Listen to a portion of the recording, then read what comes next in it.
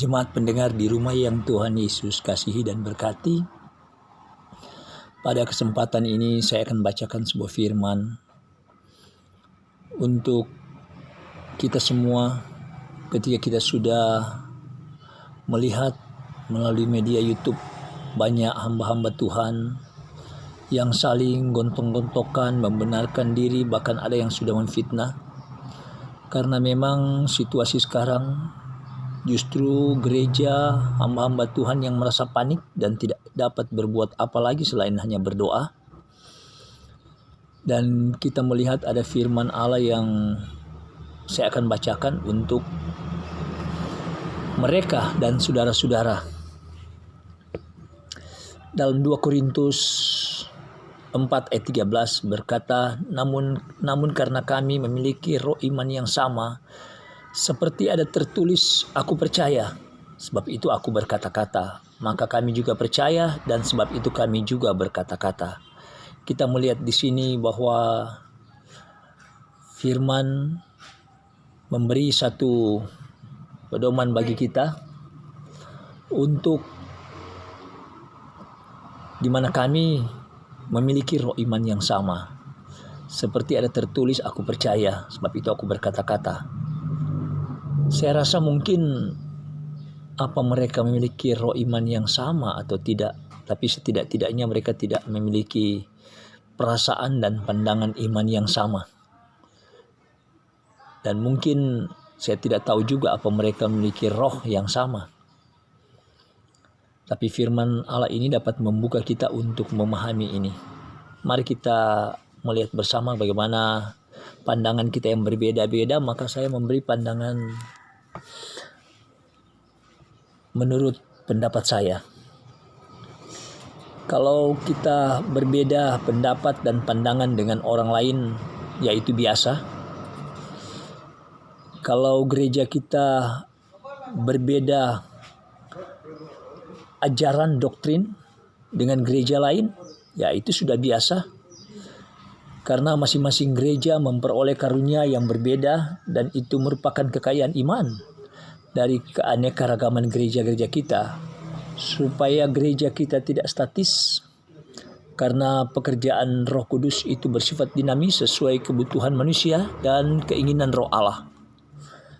Tapi harus ingat, kalau gereja kita berbeda dengan Tuhan Allah, itu yang tidak biasa dan itu sangat berbahaya. Tetapi kalau gereja kita yang berbeda menjadi satu di dalam satu tubuh Kristus, ya itu yang luar biasa. Saudara-saudara, di masa-masa sekarang ini kita sedang bergelut dan berperang dengan virus corona atau COVID-19. Di mana-mana semua orang cepat bereaksi atau banyak berkata-kata seiring dengan cepatnya menyebar virus ini. Tetapi lebih baik kalau kita lebih banyak cepat beraksi atau berbuat. Dalam hal ini membantu merespon program pemerintah. Kita bergandengan tangan semua pihak gereja-gereja supaya gereja juga turut membantu memutus rantai penularan virus corona ini. Memang kita menyadari dan sadar betapa lemah dan tidak berdayanya gereja untuk mengatasi penularan virus ini. Ada pendeta yang mengatakan gereja kita kalah terhadap corona. Karena itu gereja-gereja memeras otak dan terguncang iman dengan ketakutan, kecemasan, bahkan kepanikan. Karena ternyata ada berapa hamba Tuhan yang telah mati karena virus ini.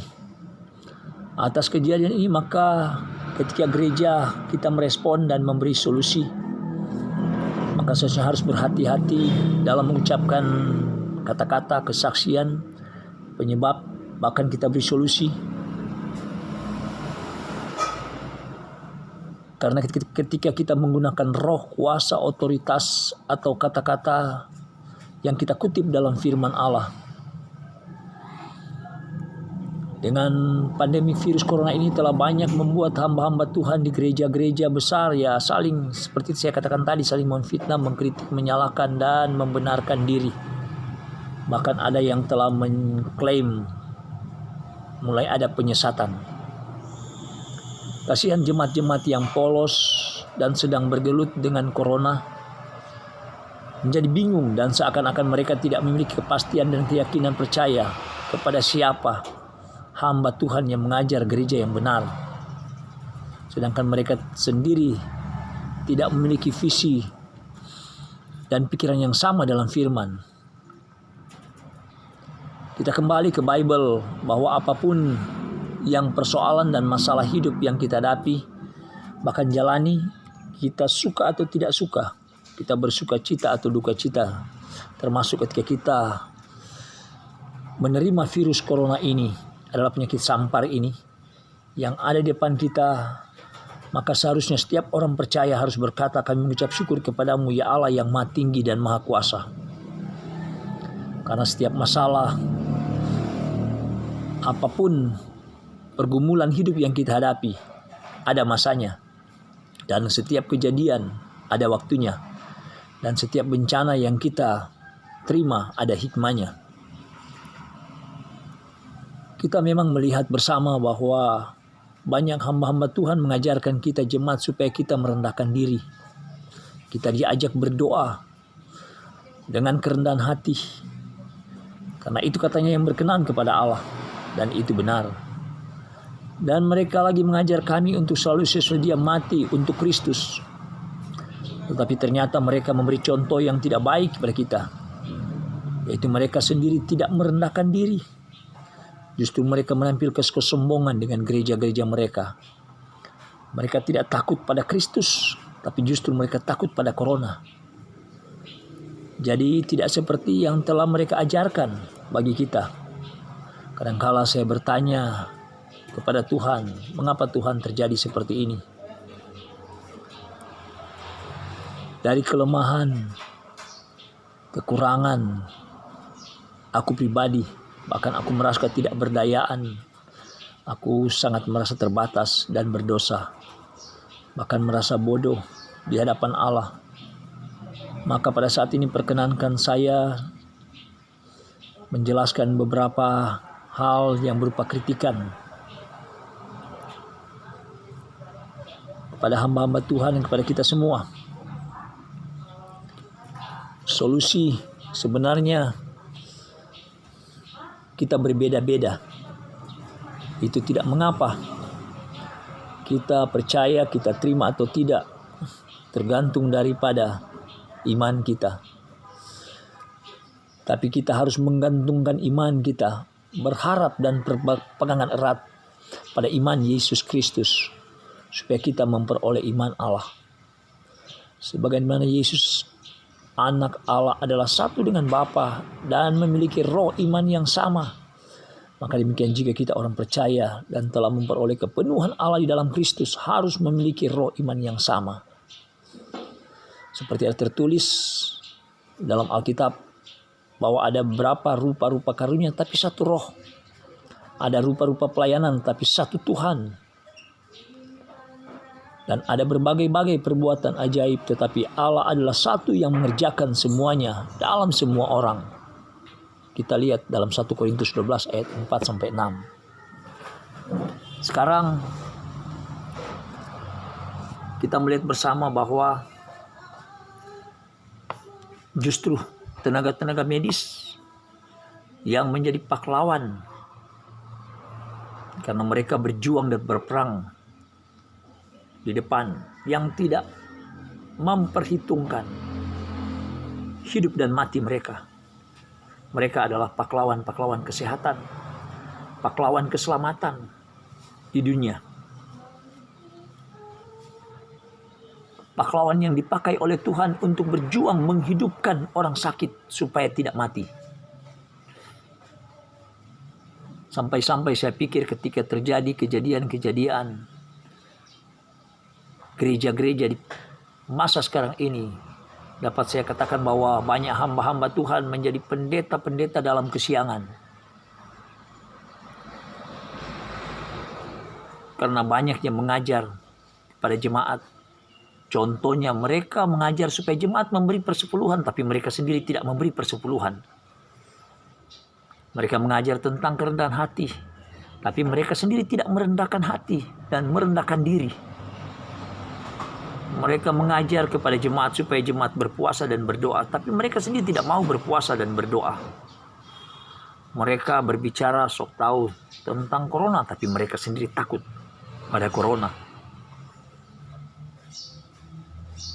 Ingat, kita semua tahu bahwa penghakiman dari Allah bukan dilihat dari imanmu dan ucapan bibir kita, tapi dari perilaku dan perbuatan kita di hadapan Allah. Iman itu tidak artinya dan bahkan akan menjadi mati kalau imanmu tidak saudara tunjukkan kepada dunia dan saudara berbuat, bukan bereaksi tapi beraksi. Kita lihat contoh keterangan Yesus. Yesus merelakan diri mati di kayu salib bagi umat manusia yang berdosa supaya manusia diselamatkan. Tenaga medis merelakan diri mati berjuang di depan pasien demi menyelamatkan dan menyehatkan hidup sesama pasien. Jadi kalau pendeta-pendeta, hamba-hamba Tuhan, gembala hanya banyak bicara, tidak berbuat, dapat saya katakan itu percuma imanmu di hadapan Allah. Kamu harus berbuat seperti Yesus, bahkan tidak takut mati demi menolong manusia. Maka sekarang saya mengajak, tunjukkanlah dirimu kepada jemaat bahwa kamu tidak takut. Baru mengajar jemaat untuk tidak takut dan tidak cemas.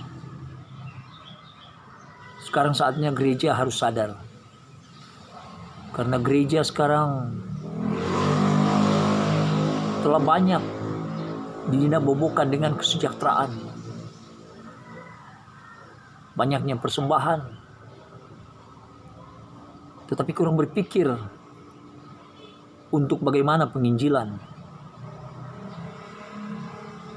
bagaimana membangun Injil Kristus menyelamatkan jiwa-jiwa.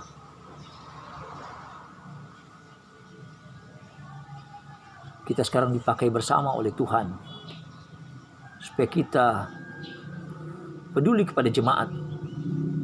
Saya tidak mendengar dan melihat bagaimana gereja memberi program untuk menolong jemaat dengan membeli masker dan membagi gratis masker itu kepada jemaat. Saya tidak melihat hamba-hamba Tuhan yang memiliki jemaat, yaitu tenaga-tenaga medis Kristen. Gereja tidak dapat berbuat apa-apa terhadap mereka. Padahal sebenarnya gereja harus dapat berbuat. Hamba-hamba Tuhan harus panggil mereka, tumpangkan tangan, beri pengurapan dari Allah. Supaya ketika mereka tampil ada perlindungan, ada pertolongan, ada kubu pertahanan Allah yang melindungi mereka. Sehingga mereka tidak tewas dalam peperangan melawan virus corona ini. Sekarang gereja hanya diam saja menjadi penonton dan tidak dapat berbuat apa-apa. Pendeta-pendeta seharusnya satu, berdoa bersama,